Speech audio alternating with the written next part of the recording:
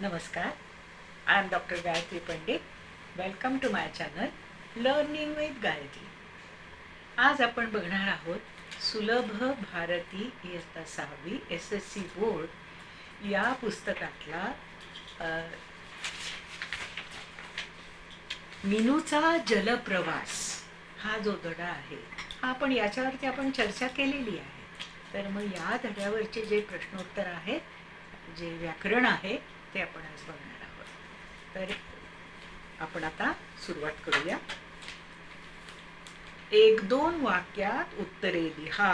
काही जे प्रश्न होते ते आपण धडा बघत असतानाच त्या प्रश्नाची चर्चा केली होती.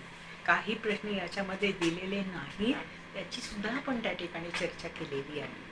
तर इथे जे प्रश्न दिलेले आहेत त्याच्यावरती आपण आता चर्चा करू. मिनू मासोळी कुठे राहायची? का वाक्यात लिहायचं आहे आपल्याला. मिनू मासोळी कुठे हा शब्द बाजूला घ्या, नदीत तिथं लिहा. झालं उत्तर तयार. मिनू मासोळी नदीत राहायची. पुढचा बघू. मिनूला समुद्र का बघायचा होता? लोंढे येत असताना ते पाणी कुठे जाते हे बघण्यासाठी समुद्र मिनूला बघायचा होता. एका वाक्यात झालं. त्याची 2 वाक्यात पण तुम्ही करू शकता. पुढे बघूया. नदीचे पाणी गढूळ का झाले? गढूळ हा शब्द आपल्याला धड्यामध्ये आलेला आहे. तर गढूळ म्हणजे काय? जे पाणी मातीमध्ये मिसळलेलं असतं ते क्लिअर असत नाही. तर हे क्लिअर नसलेलं पाणी जे असतं त्याला गढूळ पाणी असं म्हटलं जातं. ज्या वेळेला पाण्यात काय ते मिसळलेलं असतं आणि ते क्लिअर दिसत नाही ना, त्यावेळेला आपण काय म्हणतो? पाणी गढूळ आहे. नदीचे पाणी गढूळ का झाले? मुसळधार पावसाने नदीचे पाणी गढूळ झाले. एका वाक्यात लिहायचं. पुढे बघू. खडकावर फुललेल्या फुलांचे रंग कोणते होते? आपण बघितलं कोणते रंग होते? लाल, गुलाबी आणि अंजिरी. खडकावर फुललेल्या फुलांचे रंग कोणते हा शब्द बाजूला काढा. लाल कॉमा द्यायचा. गुलाबी कॉमा म्हणजे स्वल्पविराम आणि अंजिरी हे रंग होते. इथे कॉमा लिहायचं विसरू नका बरं का. कॉमा हा इथे आवश्यक आहे. समुद्राच्या खोलवर अंधार का असतो? समुद्राच्या खोलवर अंधार असतो कारण असं लिहा. तिथे कॉमा द्या पुढे आणि तिथे पर्यंत प्रकाश पोचत नाही एवढंच लिहायचं. किंवा असं तुम्ही लिहू शकता. समुद्राच्या तळापर्यंत प्रकाश पोचत नाही म्हणून समुद्राच्या खोलवर अंधार असतो असंही तुम्ही लिहू शकता. पुढे बघा.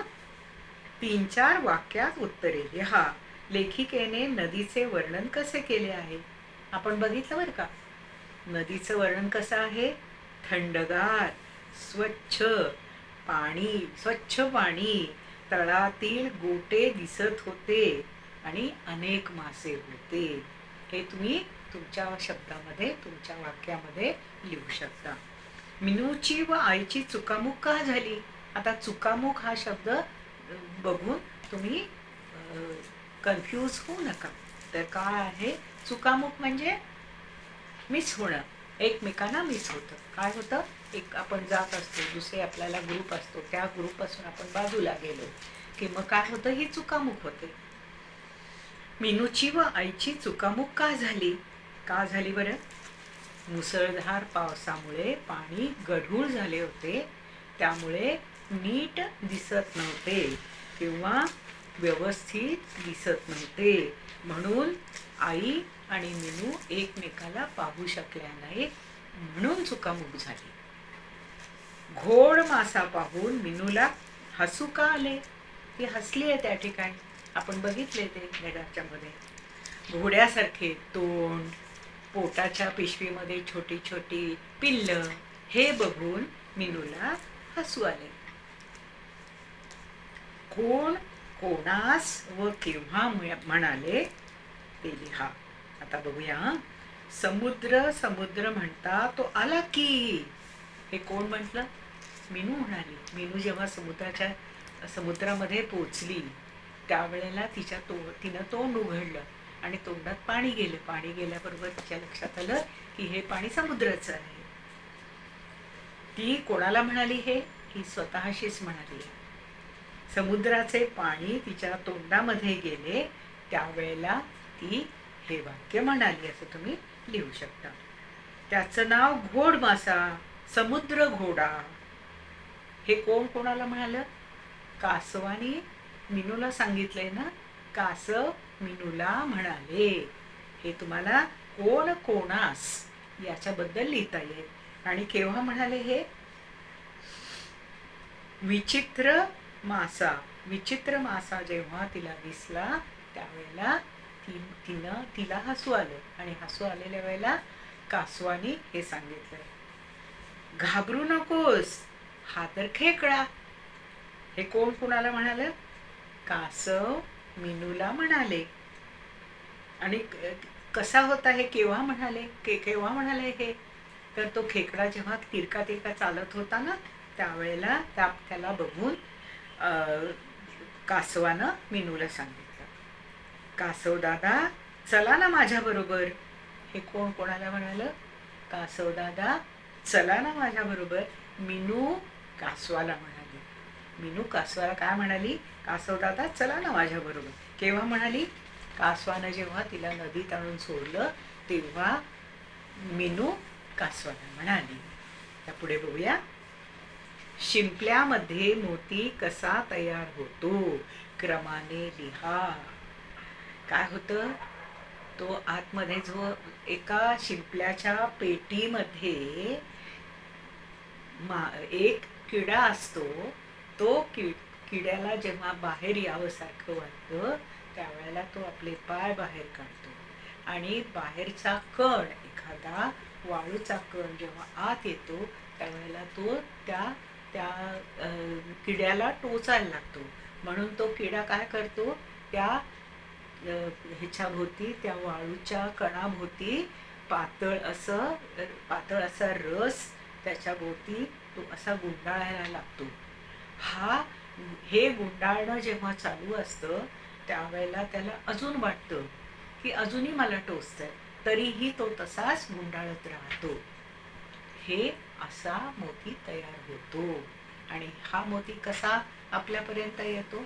तर तळापर्यंत काही लोक खाली जातात आणि असे शिंपले गोळा करून घेऊन येतात आणि त्यातले जे मोती असतात ते काढून देतात.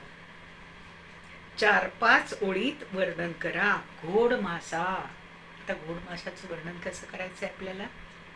त्याचं तोंड घोड्यासारखं आहे, तो समुद्रामध्ये राहतो. हे 2 वाक्य झाली. आता पुढे अजून कसा तो एक माशाचा प्रकार आहे. 3रं वाक्य झालं. आणखीन तुम्हाला काय सुचतंय का बघा? अजून काय आहे त्याचं वैशिष्ट्य?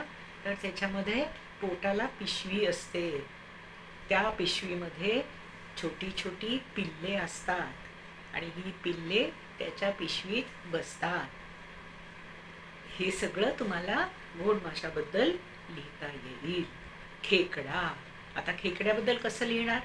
आता खेकड्यामध्ये 6 पाय किंवा 8 पाय असे असतात. त्यांना पाय असे असतात. खेकडा तिरका तिरका चालतो. खेकड्याच्या पाठीवर एक कठीण कवच असतं आणि हा खेकडा पाण्यामध्ये राहतो. तुम्हाला माहिती आहे का अजूनही? खेकडा काही लोक खातात सुद्धा. जसं मासे खाल्ले जातात तसा खेकडाही खाल्ला जातो. इवलीशी यासारखे आणखी शब्द लिहा. इवलीशी, छोटीशी, मोठासा. आणि काय लिहिता येईल? असे शब्द तुम्ही पुष्कळ शब्द गोळा करू शकता. समानार्थी शब्दांच्या योग्य जोड्या लावा.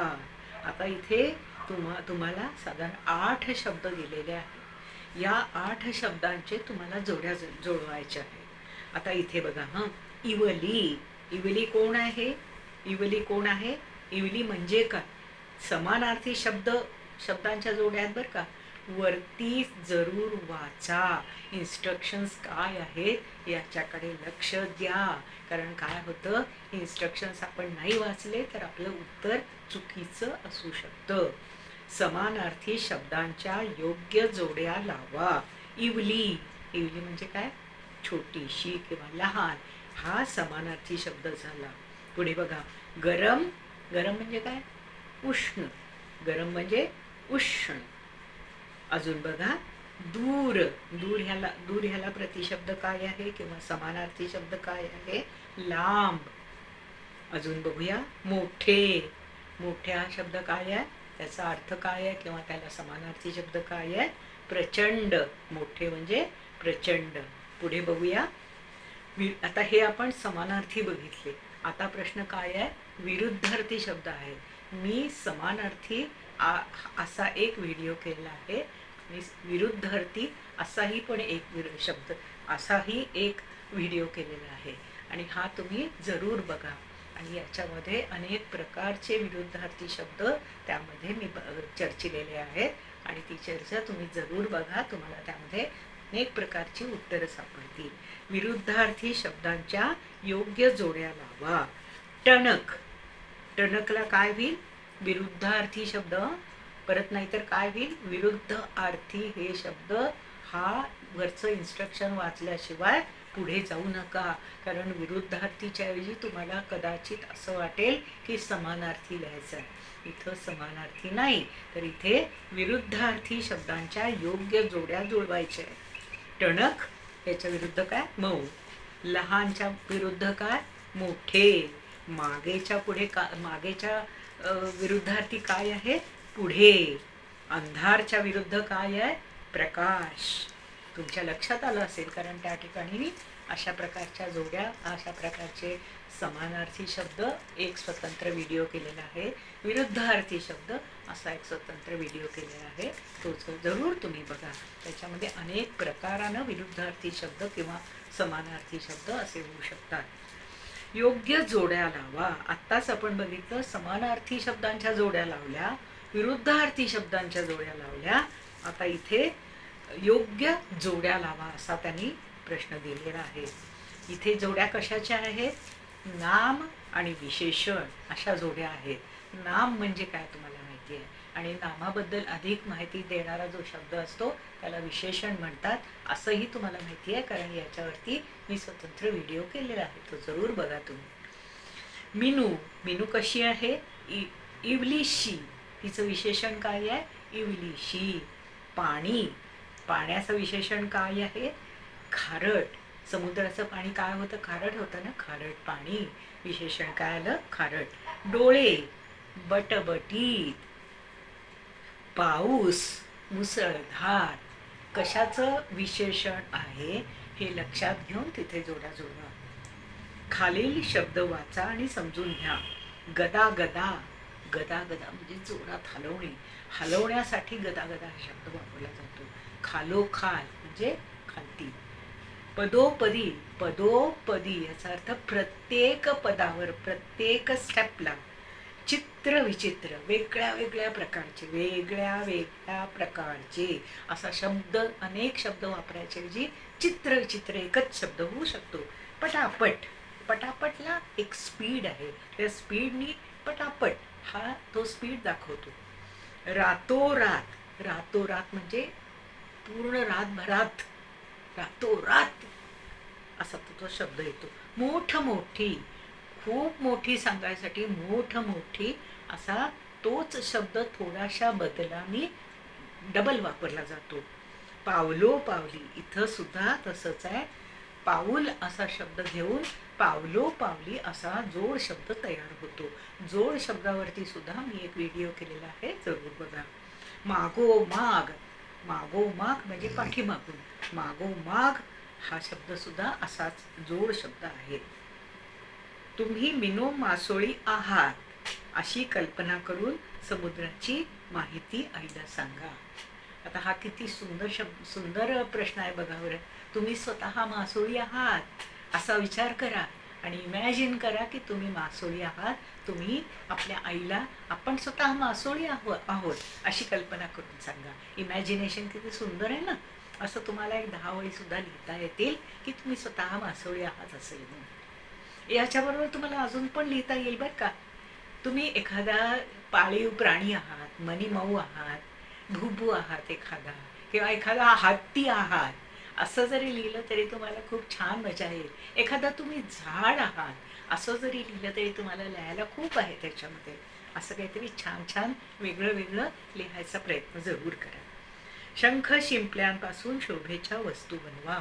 शंख शिंपले छोटे छोटे जे असतात ते समजा एखाद्या आकाराचे एकत्र केले, थोडेसे मोठे एकत्र केले, आणि हे सगळे तुम्ही एखाद्या पुठ्ठ्यावरती फेविकॉलनी किंवा कुठल्या तरी डिंकानी असं जर तुम्ही छान आकाराने चिकटवत गेला, एखादी त्याची टोपलीचा आकार केला, एखादा मोराचा आकार केला आणि तो रंगवला, किती सुंदर दिसेल बघा बरं. खालील वाक्ये वाचा. विसूने ताजमहाल पाहिला. आता काय सांगायचं इथे? विसूने ताजमहाल पाहिला. काय पाहिलं? काय पाहिलं ह्याला महत्व आहे. आणि इथं काय पाहिलं हे सांगायसाठी सिंगल इन्व्हर्टेड कॉमा केलेला आहे.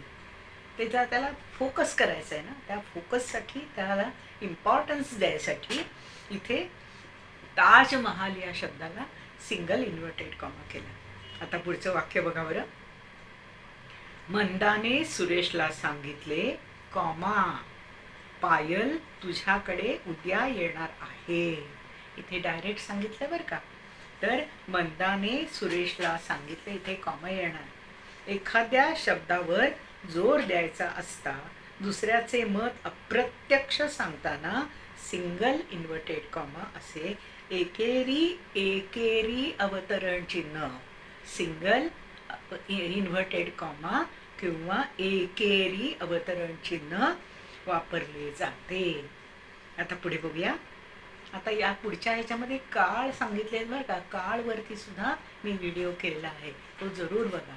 आणि त्या काळ याच्या चर्चेमध्ये वर्तमान काळ, भविष्यकाळ आणि भूतकाळ या तिन्ही काळांबद्दल मी त्याच्यामध्ये चर्चा केलेली आहे आणि ते तुम्हाला छानसारखं समजावून दिलेलं आहे. ते जरूर बघा. तुमचा काळ कसा ओळखायचा काळ हे त्याच्यामधनं तुम्हाला नक्की समजेल.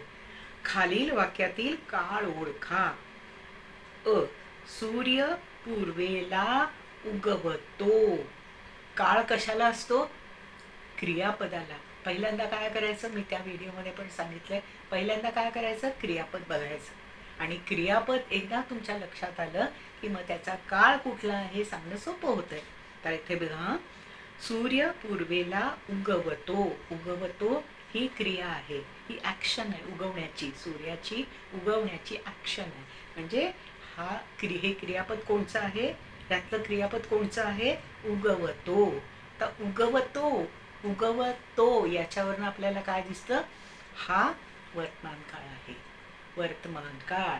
सूर्य पूर्वेला उगवतो, डॅश करायचं, वर्तमान काळ. असं सगळं पुढे लिहिता येतं. मला लाडू आवडला. क्रियापद ओळखा.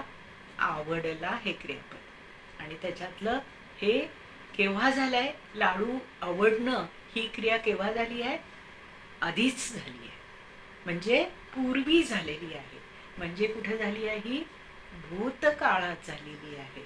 म्हणजे हा काळ कुठला? भूतकाळ. मला लाडू आवडला. क्रियापद आवडला, त्याचा काळ भूतकाळ. पुढे बघू. आईचा स्वयंपाक झाला होता. पूर्वीच झालाय स्वयंपाक, म्हणजे केव्हा? भूतकाळात स्वयंपाक झाला होता.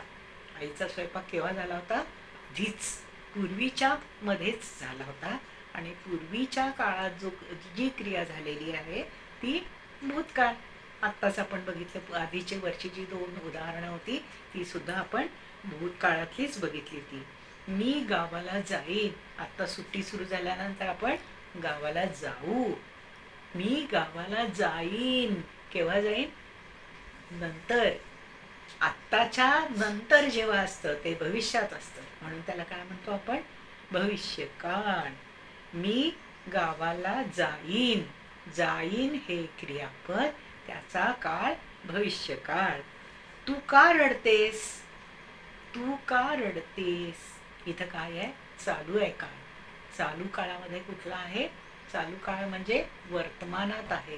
म्हणजे काय? At present. इथं तू का रडतेस?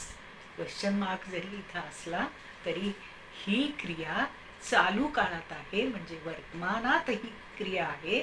म्हणजे ह्याचा काळ कुठला? वर्तमान काळ. मी पोहायला शिकणार आहे. शिकणार आहे. ही क्रिया केव्हा होणार आहे? पुढच्या काळामध्ये. तर ही भविष्य काळात होणारी क्रिया आहे. तर हा कुठला काळ आहे? भविष्यकाळ. तर भविष्यकाळ, वर्तमान काळ, भूतकाळ हे सगळे जे काळ आहेत ते तीन तीन मुख्य काळ आहेत बरं का. याचे उपप्रकार पुष्कळ आहेत. हे उपप्रकार आपण पुढे बघणारच आहोत. तर हे जे तीन महत्त्वाचे प्रकार आहेत काळांचे, हे तुम्हाला माझ्या आधीच्या व्हिडिओवरूनही कळले असतील आणि आत्ताही आपल्याला या धड्याच्या अनुषंगानं या धडा शिकत असताना म्हणा तेव्हा आपण आत्ता बघितलेलेच आहेत. त्यावेळेला आपल्याला आता हे पण काळ आपल्याला समजलेले आहेत. तर तुम्हाला आजचं शिकवणं माझं कसं वाटलं, आजचं ही डिस्कशन कसं वाटलं, आजची ही चर्चा कशी वाटली मला जरूर कळवा. आणि माझ्या चॅनलला लाईक करा, शेअर करा आणि सबस्क्राईब करा. थँक्यू.